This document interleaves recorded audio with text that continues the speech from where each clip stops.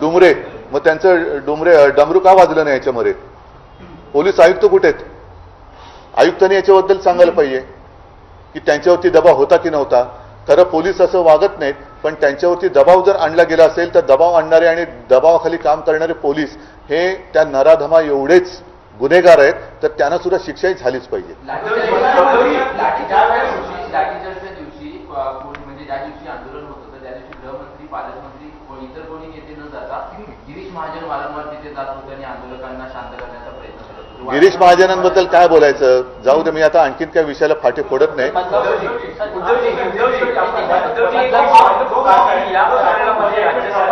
SIT स्थापन केलेली आहे, फास्ट ट्रॅकच्या माध्यमातून या प्रकरणाचा मोक्ष होणार आहे. मुख्यमंत्र्यांनी असं म्हटलंय की 2 महिन्यापूर्वी अशीच एक घटना घडली होती, त्या प्रकरणातही SIT फास्ट ट्रॅक स्थापन करून मला असं वाटतं शिक्षा न्यायालयामार्फत दोषींना देण्यात आली किंवा तशी ती जी फाशीची शिक्षा त्यांनी म्हटलं फाशी दिलं गेलं, तर त्याच्याबद्दल एक SIT नेमा आणि कोणाला फाशी दिलं आणि कोणती प्रसंग घटना होती त्याची माहिती काढा. त्याच्यासाठी एक वेगळी SIT नेमा आणि त्या SITच्या माध्यमातून असं कोणाला फास्ट ट्रॅकवरती ती केस चालून फाशी दिले गेले ते सुद्धा एक संशोधन करा. एकाने विचार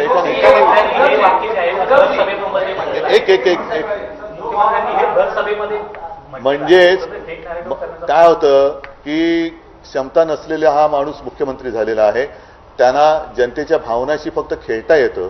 म्हणजे मला खरंच दुर्दैव वाटतं की अशी व्यक्ती ही राज्यकर्ती आहे, एकतर गद्दार आहे आणि त्याच्यानंतर राज्य करताना जनतेशी सुद्धा त्यांच्या भावनेशीही गद्दारी करतायत. ह्याच्याबद्दल मला खरंच दुःख होते.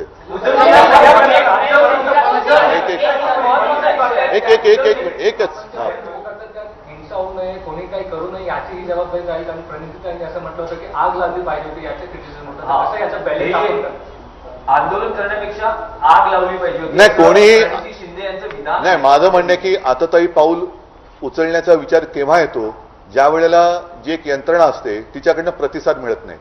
जर त्या मुलीच्या पालकांची दखल वेळेत घेतली गेली असती, त्या गुन्हेगाराला वेळेत अटक झाली असती, तर हा विचार कोणाच्या मनात आला नसता.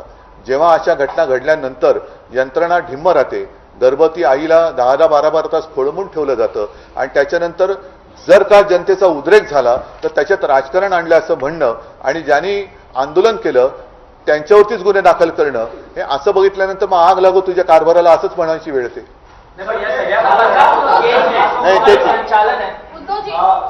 महायुतीचं म्हणणं आहे की हा जो मॉब होता तो मॉब अचानक आला आणि त्या मॉबला कुठे ना कुठे राजकीय लोकांचा सपोर्ट होता. बरं, क्षणभर असेल, काय चुकलं त्यांचं? म्हणजे निषेध पण करायचं नाही. जर ते उतरले नसते तर गुन्हा दाखल झाला असता का? काल सुद्धा आमच्या सुषमाताई जाऊन बसल्याच ना, त्या बसल्यानंतर तो तिथला दुसरा नालायक वामन भात्रे त्याच्यावरती गुन्हा दाखल झाला नाही तर तो सुटलाच होता. हेच तर माझं म्हणणं आहे की जर तुम्हाला याच्यात राजकारण वाटत असेल तर याचा अर्थ तुम्ही तुमच्या काळात जे काही गुन्हे घडतायत, आता तुम्ही जो सांगितला प्रश्न विचारला, मला पण अशी माहिती मिळाली की ही शाळा RSS किंवा भाजपच्या लोकांशी संबंधित अशी माहिती मिळाली. खरी खोटी मी बघायला गेलो नाही, पण एक गोष्ट नक्की की गुन्हा दाखल करून घ्यायला विलंब तर लागला, हे सत्य आहे. आणि त्याच्यानंतर जर का पोलीस आपल्या तक्रारीची दखल घेत नाहीत असं म्हटल्यानंतर परत एकदा सांगतो, ही मुलगी एक दुर्दैवानी ते एक प्रतीक झालंय. प्रत्येकाच्या मुली ज्या शाळेत शिकतायत त्या सगळ्यांच्या पालकांचा एकत्रित असा हा उद्रेक होता आणि आहे.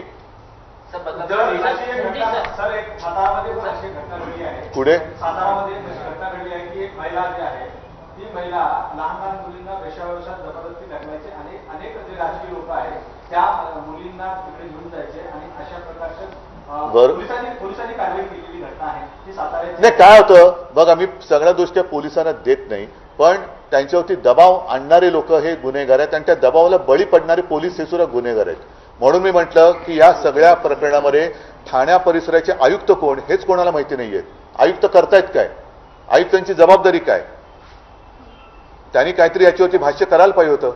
त्यांना सुद्धा माहिती पाहिजे की आपल्या सगळ्या कारभारामध्ये कार्यक्षेत्रात काय होते आणि काय होत नाही.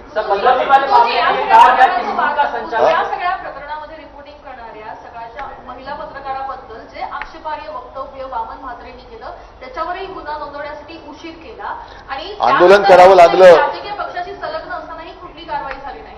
आंदोलन करावं लागलं. मी काल बोललो ना, सुषमाताई अंधारे जाऊन तिकडे बसल्या, सगळे शिवसैनिक तिकडे होते. आता शिवसैनिक माहिती तिथले नागरिकच आहेत, आता मला भेटायला येणारच आहेत, मी बोलवलंय त्यांना. पण हाच जो विषय आहे ना, की तक्रारीची दखल जर वेळच्या वेळेला घेतली गेली असती आणि कारवाई झाली असती तर हा उद्रेक झाला नसता. आणि तसं अशी दुर्घटना पुन्हा होऊ नये म्हणून परवाचा जो बंद आहे, एक तर या विकृतांच्या मनामध्ये दहशत बसली पाहिजे, पोलिसांवरती आणि जे संवेदनहीन सरकार बसलेले 2-2.5 महिन्याच्या काळासाठी अजूनही त्यांना सुद्धा एक कळलं पाहिजे की आपण सगळ्या लोकांना असं गृहीत धरून चालता येणार नाही. आणि परत एकदा सांगतो की रक्षाबंधनाच्या दिवशी म्हणजे राखी पौर्णिमा, हे घटनाबाह्य मुख्यमंत्री कुठे होते ते काढा. काल सुद्धा एवढी तिकडे सगळा आगडो मुसळला होता, तरी सुद्धा हे मिरवत होते रत्नागिरीमध्ये. हे किती निर्लज्जपणाचा कळस आहे. राख्या बांधून बांधून फोटो काढतायत, पण त्या बंधनाला अर्थ आहे.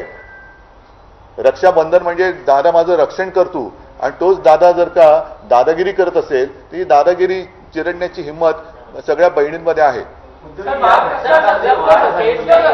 या घटनांमध्ये वाढ झाली आहे. घटना झाल्यानंतर राजकीय आरोप प्रत्यारोप होत आहे, पण लोकप्रतिनिधी म्हणून राज्यकर्ते किंवा विरोधक यांनी एकत्र येऊन काही कडक पावलं उचलणं, कायदा करणं, शक्ती विधेयक जे आणलं गेलं त्याचं पुढे काय झालं?